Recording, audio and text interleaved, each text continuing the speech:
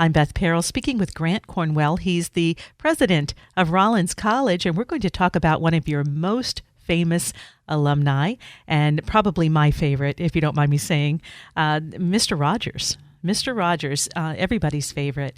And I know you have special plans for new sculpture. We want to hear all about that. Just so great to think about Mr. Rogers and his kindness. And I know that that's something you've been celebrating at Rollins for a very long time. So thanks for joining me today. And in fact, why don't you give us the backstory? When did Mr. Rogers go to Rollins? Well, so I've been the president of Rollins College for 5 years. And when I agreed to join the college, one of the first things that I became aware of is that Mr. Rogers is our most famous alumnus. And I will say that, of course, I grew up knowing about Mr. Rogers, and we raised our children sort of feeling good about Mr. Rogers. But when you join a college as president, you really want to make sure that the things that you get behind are solid and true and authentic. So I did a good deal of research on Mr. Rogers, wanted to make sure that he was everything that he was touted to be. And I have been so pleased at every turn to discover that actually he is just that. He is everything you see, everything you hear about, and nothing more. He is a completely genuine human being, which I have found to be incredibly inspiring, really. It's kind of crazy that you have to be skeptical, right? But I can speak as an adult who was raised on Mr. Rogers. I wanted so desperately to believe he was all of those things, and indeed, as you say, he was. And so what were his days at college like? I know you had an opportunity to speak to faculty and others who knew him. Well, Mr. Rogers was a music major, and actually he imagined himself making a career in music. And he was a composer, and I'll tell you a little story about that. So Mr. Rogers wrote most of the songs that you heard on Mr. Rogers' Neighborhood. But of course, as an undergraduate major in musical composition, he also wrote music while he was here. And just recently, our music department, who I think so highly of, did something I thought was very clever and creative. They gathered a number of Mr. Rogers' musical composition scores and arranged them so that our students and music faculty perform them in a concert called Mr. Rogers, the Musician. And it was just charming because they sort of did it chronologically. So actually, they started off with our piano professor playing the Chopin music that Mr. Rogers had to play for his senior recital. And then it went through there into Mr. Rogers' compositions. And the whole audience was just entranced. And it sold out 3 shows just to come and hear Mr. Rogers' music. So we're in a moment celebrating Mr. Rogers' anniversary. And there's the wonderful documentary out on him, and now the film with Tom Hanks, when the whole culture is really recognizing this gift we had. And his music was part of that gift. So that was really fun. In fact, those old shows still air, right? I stumbled on one the other day and I sat and watched it. And so we're all kind of familiar with those songs and have probably been humming them from childhood on up. So it's kind of, I'm sure, nostalgic for a lot of people who attended, but all new to others. Well, Beth, what's interesting about that is actually the whole series is available streaming, I believe. And a question that I'm interested in is, have the sensibilities of children changed over time so that the pace and the sort of style of Mr. Rogers' Neighborhood would be lost on today's children, or that they wouldn't resonate with them? And we know that that's actually not true. And we know 2 things about Mr. Rogers and his resonance with children. First of all, psychological research has made clear that part of Mr. Rogers' allure to children, and the reason that they could just look at him and listen to him so intently, is that he actually naturally spoke at a pace which was friendly to the pace at which young children hear and comprehend and process speech. So, and of course, it was not affected at all. Mr. Rogers always spoke at that pace. But there is something socio-psychologically about the pace at which Mr. Rogers spoke that was especially and perfectly tuned for children. But the other thing we know is that, the spin-off, one of Mr. Rogers' characters, if you will, one of the persona on his television show was Daniel Tiger, and Daniel Tiger is a cartoon, and it has the same mood and the same feeling and the same pace, the same kind of quietude of Mr. Rogers' Neighborhood, and that's very popular with children, even children today. Yeah, it allows you to wonder. I think that was something Mr. Rogers was trying to get across. The episode I watched the other day, it was really just watching cans move along a factory belt, but it allowed you to very slowly wonder, not big images coming at you all at once. And wonder as you would if you were a child. And so there's one episode, and I love it, you know, how parents are always saying, just wait a minute. Well, Mr. Rogers, right there live on his show, put up a clock and said, let's see how long a minute is. And then he was just quiet, watching the clock. And a minute of airtime on television, it's a really long time. Yeah. But I think that the self-confidence he had to do that and to be who he was extraordinary, because for Mr. Rogers, it was never about projecting himself or his ego or his idea into the space. It was about creating a context for that genuine communication with children.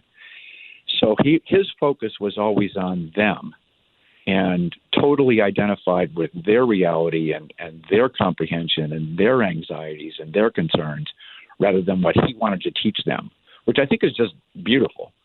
Tell us about his years at Rollins, and is that where he met his wife? It is. He met Joanne Rogers here, who was also a music student at Rollins College, and he was a very good music student, and he was a very likable young man. But he was also a college student. He liked having fun, and there's on one of our older buildings on campus, there's a plaque on an outdoor hallway that says "Life is for service," and reportedly he saw that every day, kind of walking to class, and it began more and more to resonate and to become very deep seated with him, and he and Joanne Rogers would talk about that, and actually he took a photograph when he was a student of that plaque, and he kept it in his wallet his entire career. Which really shows sort of his motivations. Really what he was trying to do more than anything else was serve society, serve children, address social inequalities. And he was just wholly committed to service. And, he did not get into television because he ever imagined himself a star. He did not get into television because he wanted to be famous. He did not get into television even because he had an idea for a show.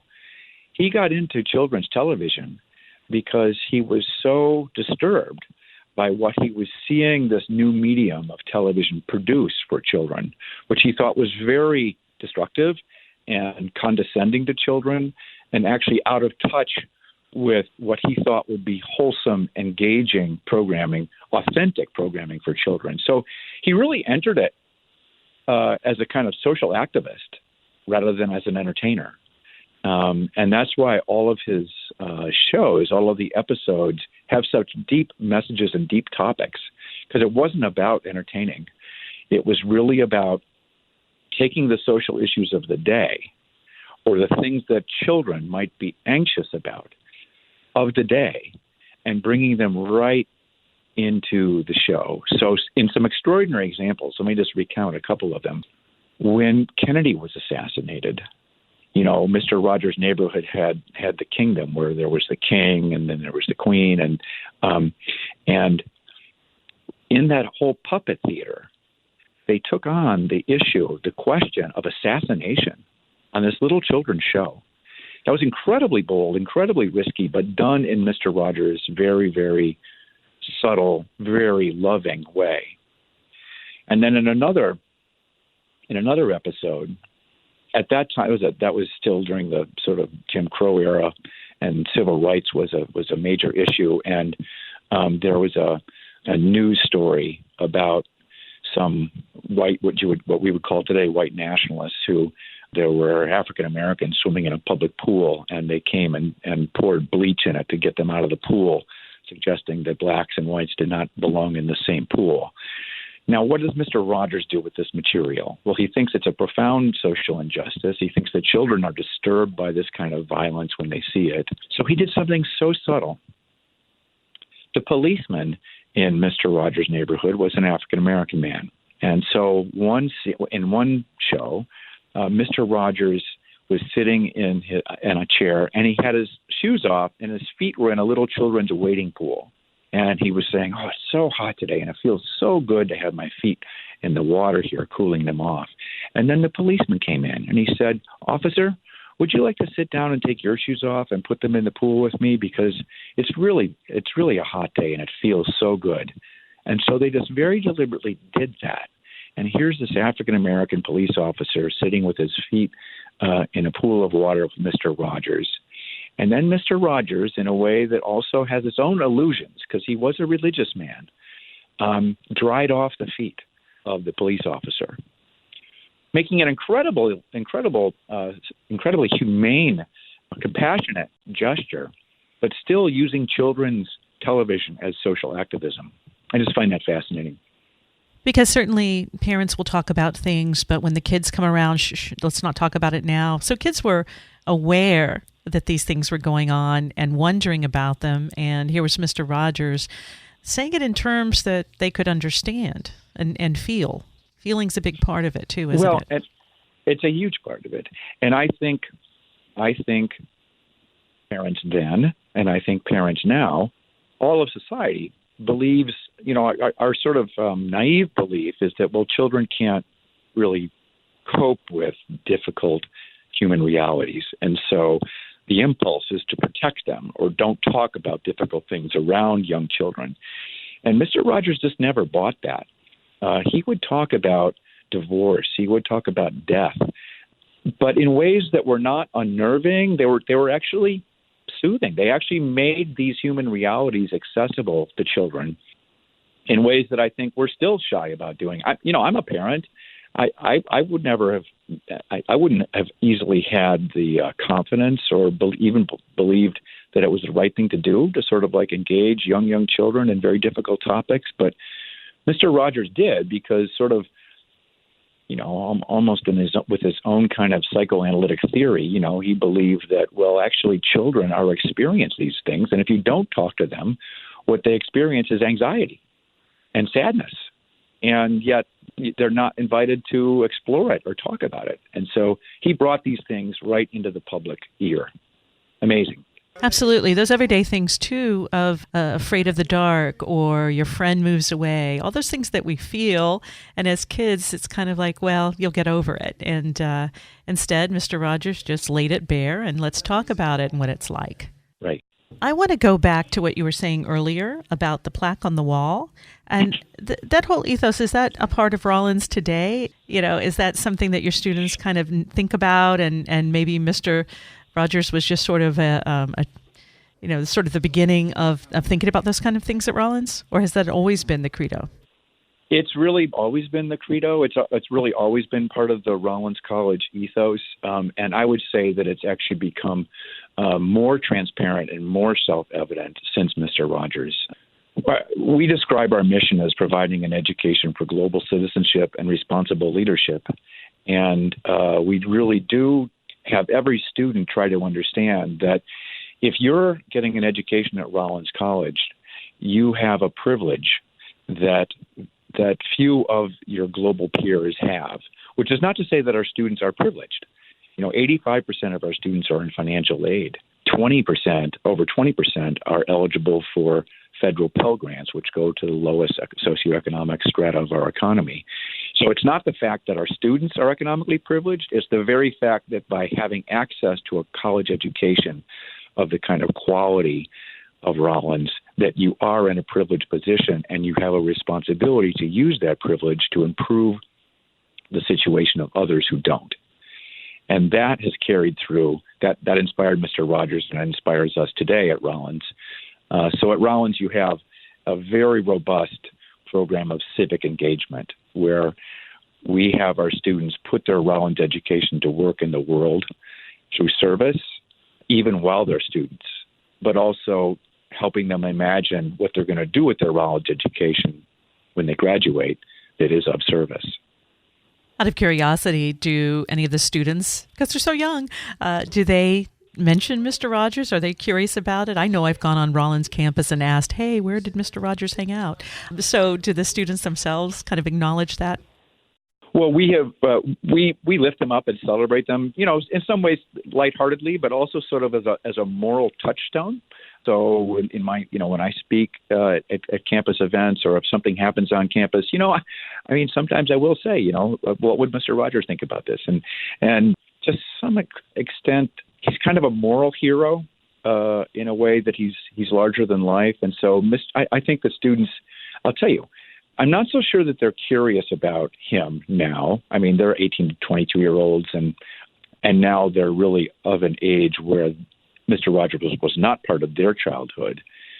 But I'll tell you what they resonate with.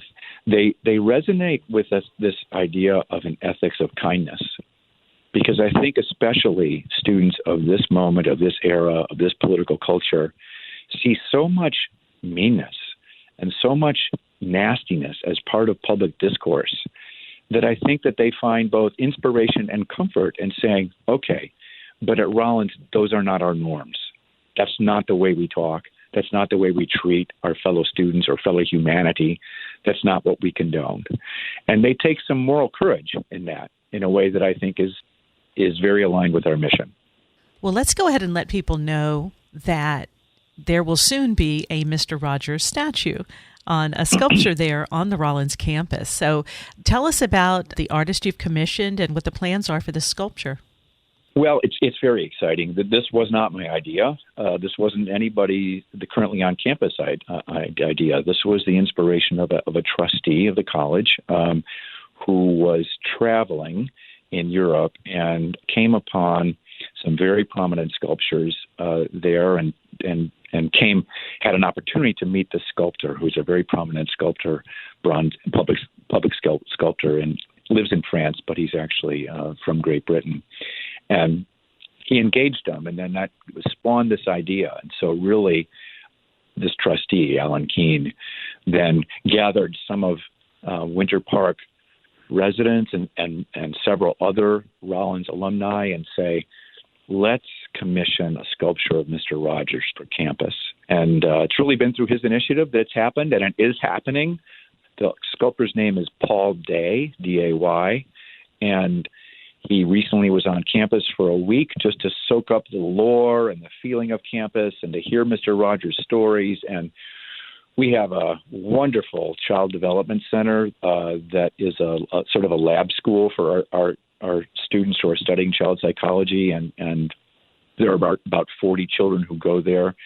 And so Paul Day spent time at this lab school, and he talked to faculty and staff who knew Mr. Rogers and got the whole vibe of it. And now he's developing a prototype, a proposal for a sculpture of Mr. Rogers, but he's already let us know that he doesn't think it'd be appropriate just to make a kind of iconic sculpture of Mr. Rogers the man. He wants to set Mr. Rogers in a context of children. So I believe he'll be maybe sitting down or on his knees or sitting on the floor, maybe even with children around him. He'll probably have a puppet. There'll be references to Mr. Rogers' neighborhood. So it will almost be more of a larger than life size bronze scene, if you will, of Mr. Rogers in his neighborhood. That's what we hear. It's a work in progress. It will probably be done in about 14 months, and I look forward to it. I look forward to having it be a point of reference for us on the campus of Rollins College, but also for any of the thousands and thousands of visitors to Rollins College that we get every year. Speaking of those visitors, the visitors to Rollins, I'm sure, like to look around, see all the iconic areas and everything. So for someone visiting, what are some places they would want to visit, particularly because it has some meaning connected with Fred Rogers? Well, we actually set up an easy little Mr. Rogers walking tour of campus. And it only has 4 spots, but it takes you by the music department where his portrait is hung. And, of course, it takes you by the placard that says life is for service. And then it takes you to our archives, where we actually have both a pair of Mr. Rogers sneakers that he wore on the show and are very old and tattered and quite charming, and one of his iconic sweaters that was knit for him by his mother that he wore on the show. So we have a lot of Mr. Rogers archives that are fun to visit. So people can go ahead and take that tour and see those different items. And what are some things about the campus that are more modern day that you would like people to note about the campus? Well, I think that the important thing about Rollins College is our commitment to a certain kind of learning. And it's relational learning. It's learning that happens in the context of human relationships, which is why you understand why we celebrate Mr. Rogers so much. We do not believe the deepest kind of learning happens online. We don't believe the deepest kind of learning happens in large lecture halls with 100 or 500 students. We think, so we are a certain size and scale on purpose. We have 3,500 students, and our aspiration is not to grow because we're committed to this kind of pedagogy, this kind of learning where a professor sits in a classroom with 12 to 20 students, and each one of those students is sort of accountable on a day-to-day basis to come prepared to engage in the learning of the day. And that's the important thing to understand about Rollins College is that we're a residential liberal arts college on purpose, but we have the good grace to be situated in Winter Park, which is charming, and right in the middle of this dynamic global city of Orlando in Central Florida, with all of its diversity and international influences. It's an ideal place for a college in that way. But what we do is we retain a certain scale and a certain commitment to quality and academic rigor that we think sets us apart. And I'd like you to talk about your music program, since that is what Fred Rogers was there to study. What is that like? What is your music program like?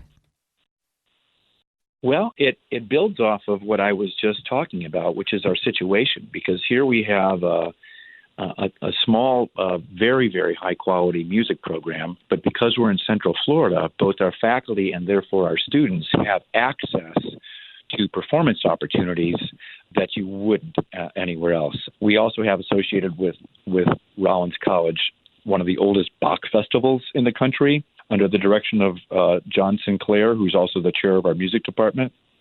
And so this is a classical music, sort of Bach-oriented choir and orchestra, but in the choir and orchestra are also many, many, many of our students who are not only learning music at Rollins, but they're singing professionally in the Bach Festival. In addition, of course, there is Disney, and there's a lot of music opportunities for Disney, and John Sinclair is also one of the directors at Disney. And so, for example, now coming up in this season, our students will be performing the holiday concert for several nights in a row at Epcot Center. And those kinds of opportunities to be able to perform publicly aren't typically found in a small college.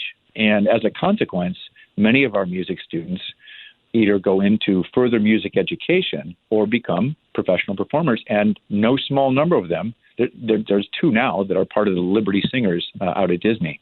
So I think that this is the third college that I've served, the second as president, and music is such an important part of collegiate life. But I've never heard the quality of music come out of our faculty and staff, faculty, students, and staff, like I do at Rollins. So it's a great music program. Well, I'll tell you what, as we draw to a close here, I want to let people know again about the sculpture, and I guess we can see it in about a year. Is that right? Yes, indeed. Go ahead. I guess I would say, I guess what I would say in closing is, the reason I'm proud to have Mr. Rogers associated with Rollins College is because I do see him as representing a kind of social vision and a kind of ethic of respect for each individual that our society desperately needs right now. And I actually think that there's something, I'm a philosopher by training, and there's something that I can imagine writing in the future would be a short piece on the ethics of Mr. Rogers, because he really did come at his work with principle and theory. He was truly trying to convey something, and it's a message about the dignity of the human individual, whether it's a child or an adult, and that each human being is worthy of respect and should be treated in all interactions with respect. And that is a message that I think our society could well use to hear today. Definitely. Well, thanks for joining us today. Grant Cornwell is president of Rollins College. I'm Beth Perrell.